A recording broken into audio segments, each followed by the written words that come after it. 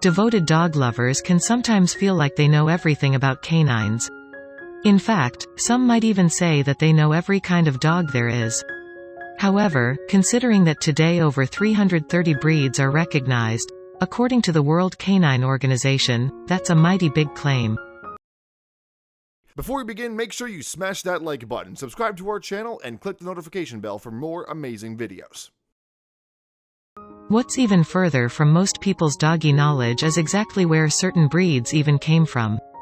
Before these furry beasts became our furry friends, they led much different lives. Once you find out what this uniquely giant dog was bred for, you'll start to wonder about your pet's family history too. Meet the Caucasian Mountain Dog. These giant pooches were bred with a very specific purpose in mind, and by the looks of them, it must have been quite a big one. These mountain dogs originated in the Caucasus region of Russia, a low-populated, highly rural area near the country's border. The wild, open range was the perfect home for these soon-to-be huge puppies to grow up in. These big boys can weigh up to a whopping 200 pounds, and with their super thick coats, you can bet that they shed almost their own body weight's worth of hair every day. Woof. Can you imagine how long it would take for the groomer to keep these doggos looking fresh? Just check out how much fur this dog shed during the spring. It's almost the size of a whole other dog. They're not only furry, but strong and have some of the sharpest teeth out there. So, what exactly was it that these big boys were created for in the first place? Caucasian Mountain Dogs were bred for one reason: to hunt bears. Yup. These dogs were made and trained to kill wild bears, so why would anyone feel safe having them as a pet? Though raised to be quite vicious, these beasts are actually so loving they can be trusted with newborns. Check out how content these two pups look while watching over their little brother. They are not only loving, but very loyal and affectionate. In truth, they make for absolutely wonderful pets today. While they are capable of really scaring off thieves or strangers, Caucasian Mountain Dogs are known to develop close bonds with their immediate family members.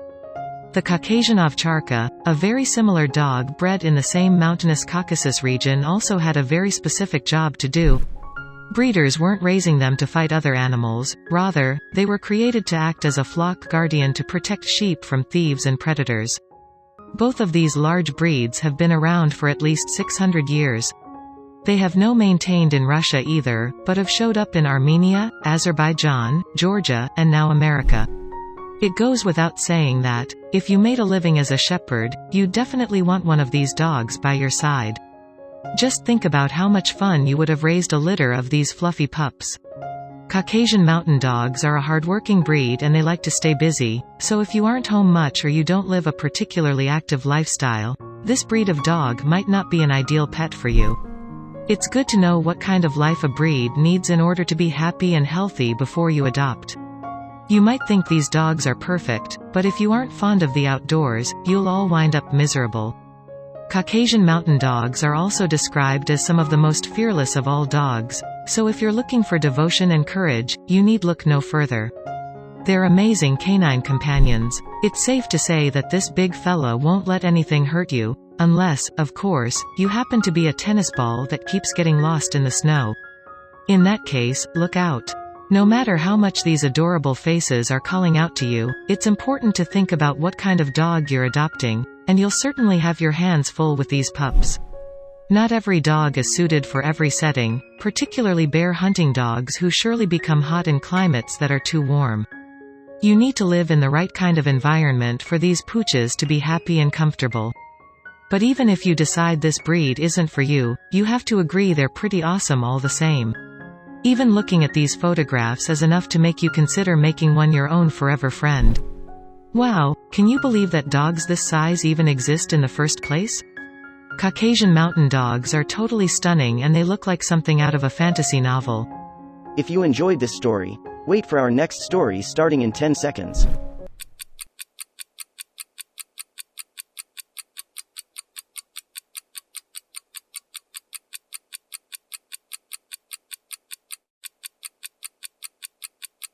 How often do we actually give snails any thought?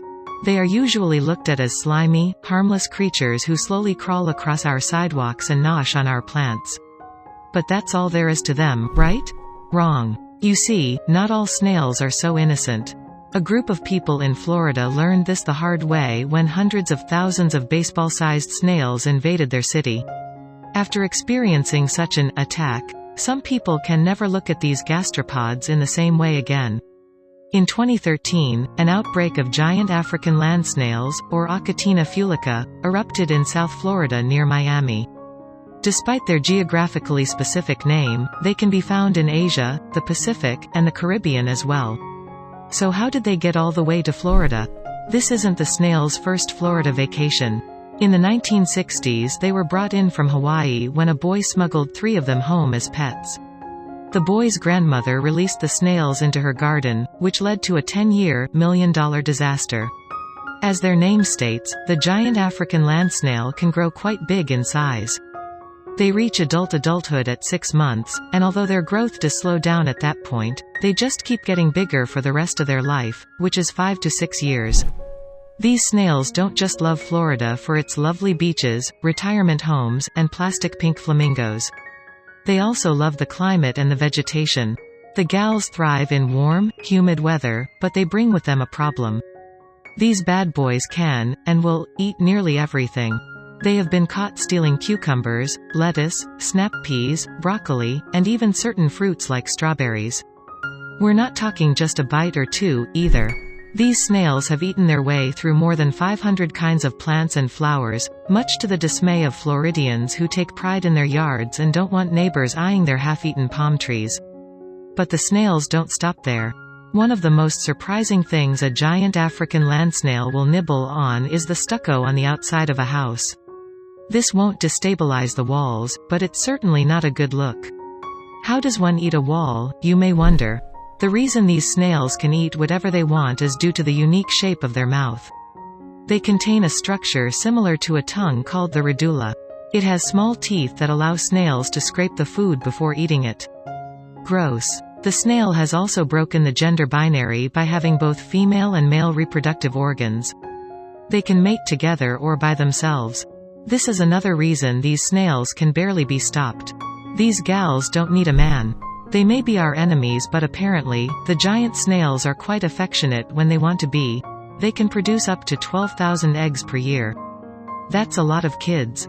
Aside from a few pet snails in terrariums, snail parents don't usually look after their young. 12,000 children is a lot of responsibility.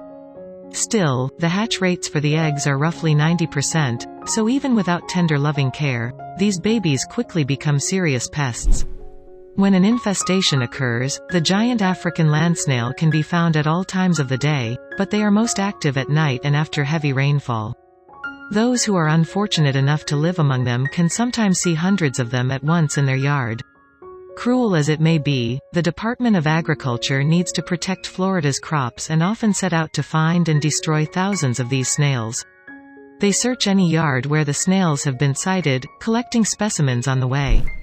A lot of research is done on these big boys, not just to help prevent future invasions, but also because of the fascination that these snails can survive nearly everything. These gals may be survivors, but that doesn't make them safe to handle. While they do not sting or bite, these snails have been shown to carry a serious parasite, which could cause meningitis and other diseases in humans. Scary parasites aren't the only way the snail protects itself, though. Thanks to its hard shell, it is impossible for other animals to consume. Excusez-moi, French people, but these snails are definitely not made to serve as dinner. Although it is illegal in the United States to keep these babies as pets, collectors of exotic animals from other countries have adopted these snails as their buddies. You can get them in the UK, Brazil, China, and Nigeria. The reason Americans are not allowed to own most snail species is that even one pet can start an infestation, especially because their only natural predators are, well, us, and we don't want to battle tons of snails every year. The tale of the snail is a sad one. After all, they mean no harm and only destroy everything we love to be able to feed their families. Still, we must protect our crops, and ourselves, from tiny tongues and parasites, so the gals have got to go. 5 years after the start of the most recent outbreak, the giant snail problem is finally under control, as most of the previously quarantined areas have been declared a gals-free zone.